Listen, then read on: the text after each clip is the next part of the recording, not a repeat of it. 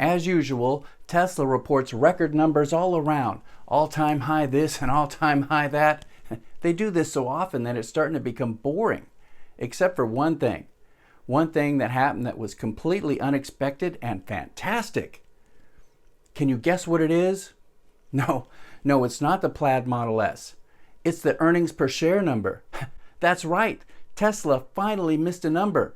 They reported 80 cents per share when the street was expecting $1.01. And I am so happy because Tesla stock is down. Had Tesla blown away their earnings per share numbers, the stock price might already be on the moon. And we need a buying opportunity. And we need it right now. Because right now, Tesla has far too many catalysts on the horizon. Your portfolio could be the one missing out. I know. It seems that every single year Elon Musk says that full self-driving is coming this year. But this year, I think it's actually going to happen. And if it does happen, you are going to wish that you had bought some Tesla stock. Another huge catalyst for Tesla that people don't often think about is just how badly Tesla's competition is doing. It's like the legacy auto companies are on a collision course towards an immovable object. And they refuse to stop or change course. And they're running out of time. But if they don't do something soon, the crash is going to be spectacular.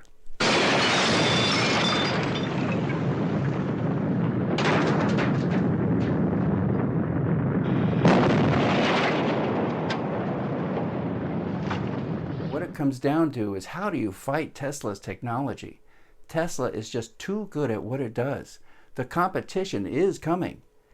But the competition is Tesla, and everybody else is in trouble. But first, click that bell, hit that like button. Now let's get started. You can spend your money and keep it too. Shares of Tesla in the post-market are down about 4%, not as much as when the earnings report first hit. We're going to talk about this earnings report with Tasha Keeney, ARK investment analyst. It's good to have you here and help us understand. I get it. They missed on their, earnings per share. Adjusted, it was 80 cents. The street was expecting $1.01. But look, they grew EBITDA. They grew revenue. What is the message the investors are saying to Tesla? Not enough, not good enough. I mean, they give Tesla a pass all the time. Hold up. Say what? It's funny you say that. In my experience covering Tesla, I can't say that the company, it doesn't feel as if it's always gotten a pass. Yeah, no kidding. Adam Shapiro makes it sound like investors are abandoning Tesla because earnings per share were 80 cents instead of $1.01, and Tesla dropped a massive 4%. Oh my gosh, 4%. Are you kidding me? 4%? That's what they're worried about? I mean, seriously, Tesla is up over 740% in 2020, and it was up 25% in the first week of 2021. At this point, don't you think a little bit of a pullback is a healthy and good thing? So first, I should say, at ARK, we're focused on the long term. We expect those costs to decrease. That should help Tesla's margins over time. So I would say quarter to quarter, we're not too concerned about any specific miss on that line necessarily. We're focused on disruptive innovation. Tesla is a leader in electric vehicles and autonomous technology. We think they're at least three or 4 years ahead of the competition.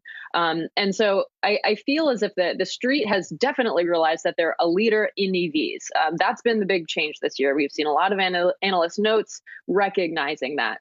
I think this particular quarter, the miss on EPS, well, long term, the research that we've done on electric vehicles shows that battery costs should decline over time.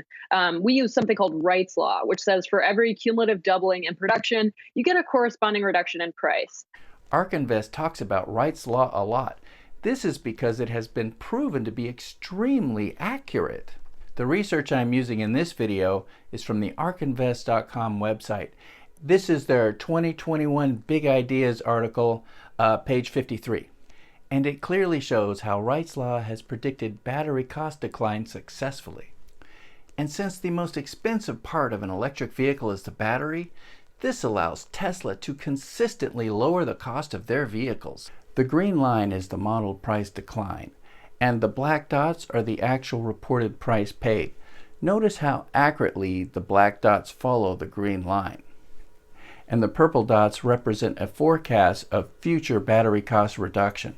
According to Wright's law, for every cumulative doubling of units produced, the battery cell cost declines by 28% until electric vehicles are cheaper than gas-powered vehicles.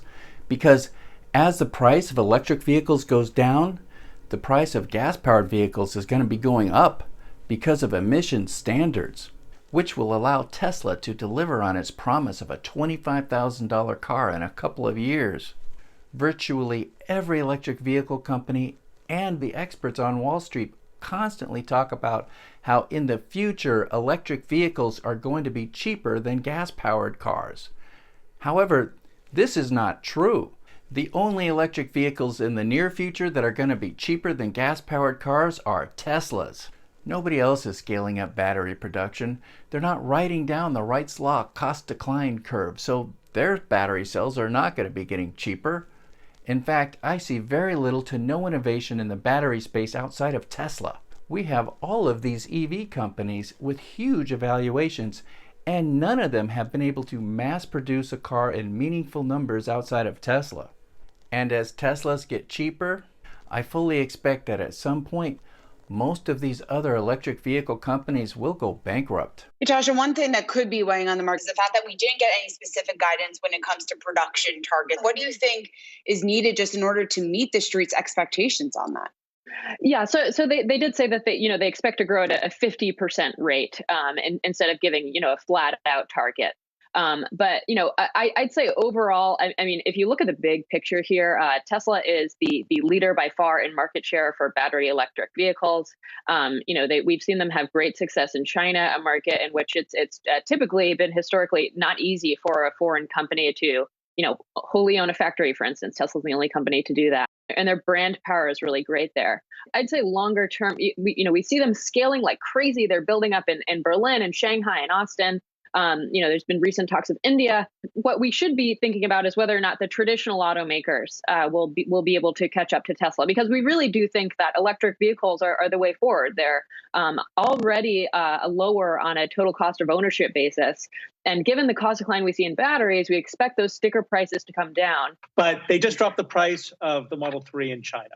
How much lower, though, in the US and in, for instance, Europe, will that price target have to be for them really to, I'm sure the traditional automakers are worried, but to really start sweating?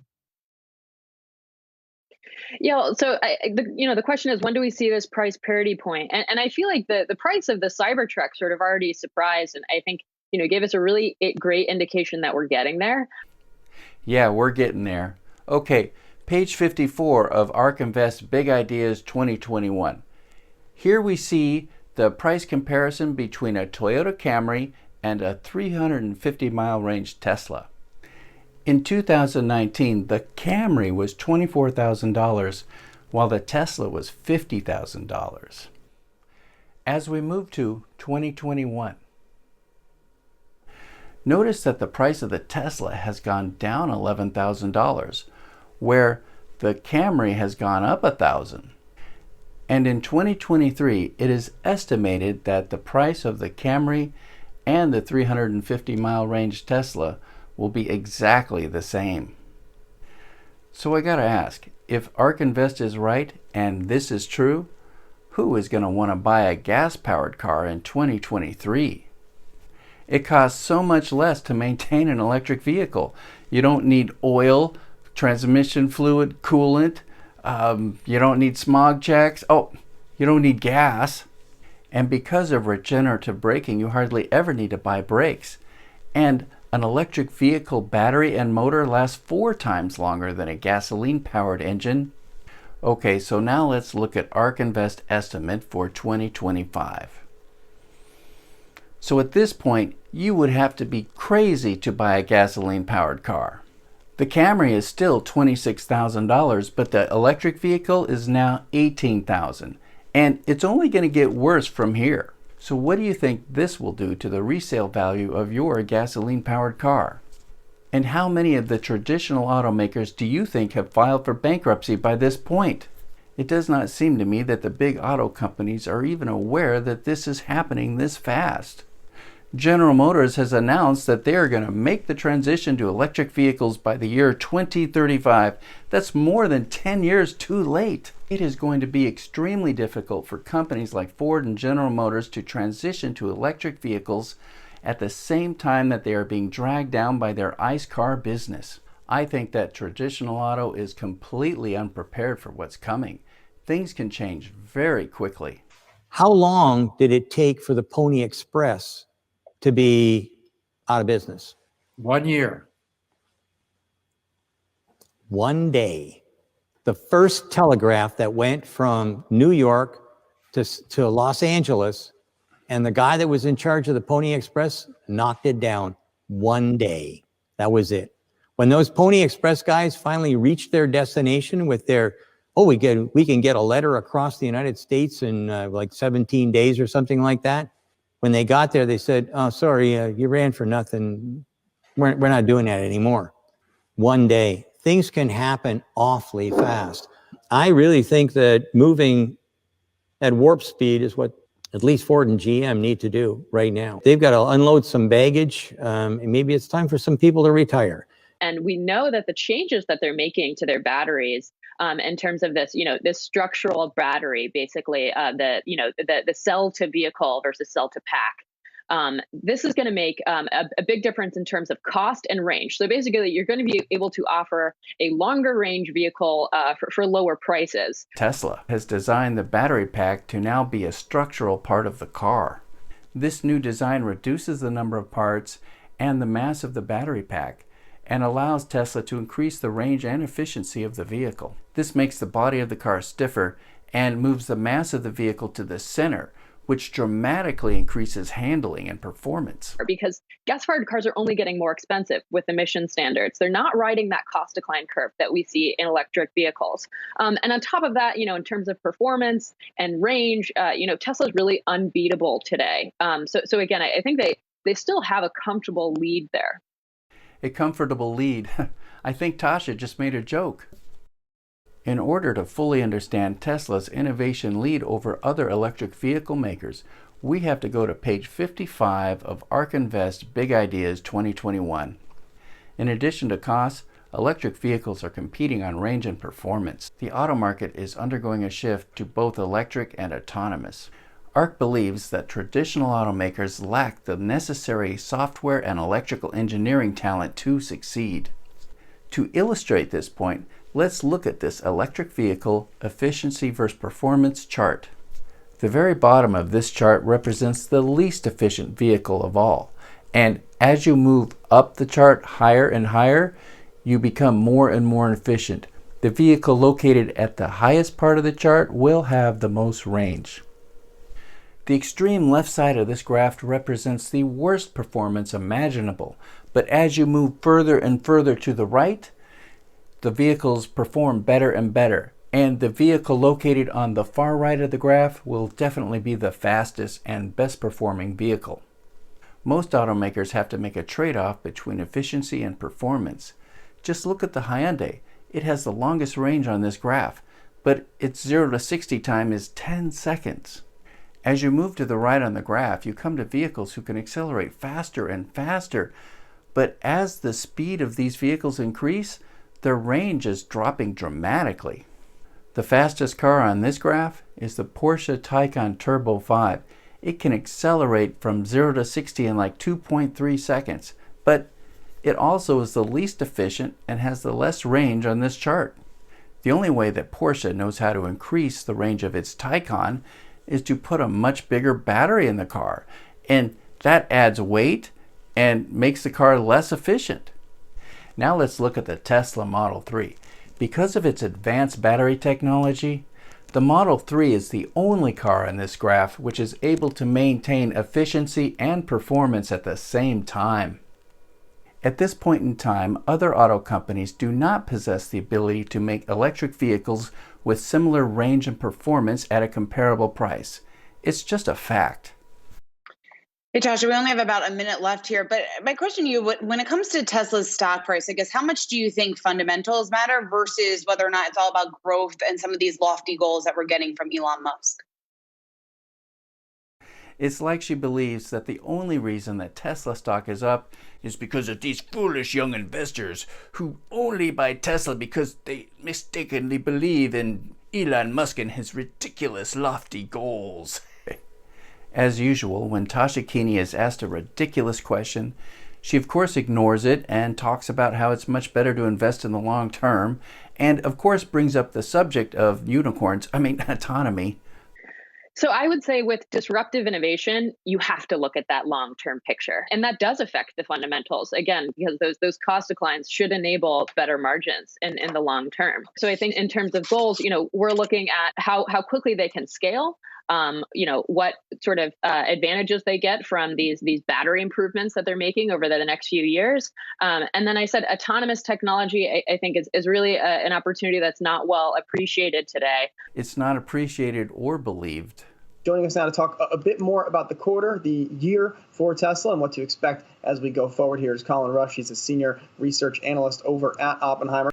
So if we go to tipranks.com, we discover that Colin Rusch is awesome. He is ranked number 9. He's number 9 out of 7,245 analysts. He has a 65% success rate with an average return of 74.1%. So maybe we should listen to what he has to say. The big thing I think right now for the stock is around autonomy. So we made a call a couple of weeks ago, raising our price target over $1,000 on the accelerating learning cycles related to level 4 ADAS and cars being able to drive themselves around. What we heard the company talking about last night was full rollout of self-driving technology this year. Well, all right, I could be full self-driven in my Tesla this year. And they're talking about not about geofenced areas, but really having those cars be able to drive wherever they'd like. And so seeing that come to fruition here this year, I think is a big deal for the stock. I know that it's very difficult to believe that full self-driving is going to happen this year, but try to keep in mind that Colin Rusch is ranked number 9 out of over 7,000 analysts. And if he believes that FSD is ready for prime time, it just might be very costly to your portfolio to ignore him on this issue. The second thing kind of underlying that is a move towards a subscription model around that technology and potentially a fleet of vehicles that they would own and operate themselves. When Tesla offers their full self-driving subscription service, it's going to just be pure profit for the company. I mean, every single Tesla out there already has all the hardware required for full self-driving. The only thing that Tesla is going to need to do when you sign up for full self-driving on your app is they're just going to click the button to turn the feature on and then collect your money. Colin, people always talk about competition for Tesla, and it hasn't really seemed to materialize, at least not here in the U.S. You can make an argument more so in China. When does it come? What does it look like? If you're a car buyer right now and you want to buy an electric vehicle, what are your choices, and what to you is as compelling or more compelling than a Tesla? Well, I think I'd like a SpaceX Falcon Heavy rocket, but if I can't have the rocket, I think I'll just stick with my Tesla. Yeah, right now, we're seeing a lot of OEMs, kind of on a 2 to 3 year delay on some of their programs. We're seeing some new vehicles come to market, like you said, primarily in China, and what we're seeing is really, performance that just doesn't keep up with Tesla. And so if you're a new car buyer at this point, I think it really depends on where you're at with your existing vehicle.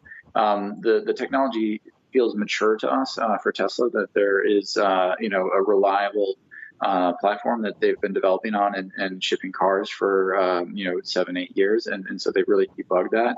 For some of these newer automakers, they're still working through that learning cycle. And so, one of the things that we think about is, with any sort of new technology, there's going to be early adopters that are willing to take some risk around some bugs. And then, there's the larger consumers. And I think what's going on right now is that as folks take a look at who's bringing products to market and who's really debugged those products, Tesla's way ahead of the game on that. The other thing that I think people are thinking about is this full self-driving functionality. Who really has something that can enable that sort of functionality and is going to be able to upgrade their platform? And that's where Tesla really stands out in that they have an upgradable software platform and operating system, whereas no other OEM or major OEM really has rolled that out in a reliable way and really proven that capability yet. Okay, that is a great point. Most OEMs are only at the stage of the prototype, and they have not even ironed out the issues of production, let alone mass production. And they also have to figure out the charging stations and so forth. Colin, I have about 25 seconds left. The Tesla teased that the new Model S will be 10,000 more than the prior Model S. What's the financial impact of that this year? It probably is just an addition of margin at this point. It's a relatively small volume of total vehicles for them. In our model, it's just a little bit below 5%. Oh my goodness, I think that Colin is completely underestimating the value of the Model S and X refresh. These are the flagship models of Tesla, and this refresh will do wonders for the brand. This is the way that Tesla advertises. They put out a superior product and the world takes note. The exterior is awesome. The interior is awesome, but we got to talk about the performance. Because this sedan that can seat 7 is now the fastest production car in the world. Not fastest EV, fastest production car, period. This car can do 0 to 60 in under 2 seconds and the quarter mile in under 9 seconds, which is just ridiculous for a street legal car. I'm going to have to show you what a 9-second car looks like in a non-street legal vehicle. Take a look. Securely, X block, it's just it's less than 400.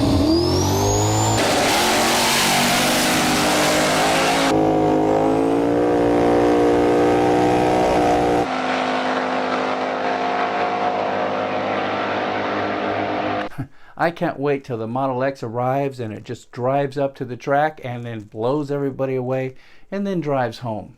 And it's such a great advertisement for the Tesla brand. That is, until we get the Roadster. So what's going on with autonomy? Do you think that Elon Musk is going to do it this year? Are we finally going to get level 5 full self-driving? I kind of think it's going to happen this time. Though honestly, I hope it doesn't happen, at least not until 2022, so that I have a better chance to be able to buy a Tesla before the robotaxi network becomes a thing. Let me know down below in the comments. I'd love to hear your opinions on this. So what happens next with Big Auto? I don't know. I mean, 4 years from now, does GM and Ford even exist? Probably not, at least not in the way that they exist today. These big auto companies have ICE vehicle factories spread out all over the globe. But when electric vehicles become cheaper than gas-powered cars, these expensive factories are going to become worthless overnight. And I don't really know if these companies can survive that. So what's Tesla going to do in 4 years? I think the combination of Tesla knocking it out of the park with auto, energy, and autonomy, combined with the complete failure of the competition to even get a single hit. So they are out of there, and the game is over early because they have been skunked. So on top of the complete failure of Tesla's competition to be competitive, I expect that in 4 years, full self-driving will be widely spread and Tesla Energy will be kicking it. So I'm going to predict that at that time, Tesla stock will be a triple from where it is today. Please leave me some comments. I read them all and I respond to them all, and it's okay if you comment off topic. Well, that's all the time I have. I have got to go fight crime now. So until I see you next time, make sure that you guys be good to each other and stay safe. And remember, you don't have to make a lot of money at your job to become rich, because when your money is making money, you can spend your money and keep it too. How do you fight crime in this thing? Don't buy or sell a stock just because a YouTuber like JC says so. He's got opinions. These decisions are important. This your money. These decisions should be made by you.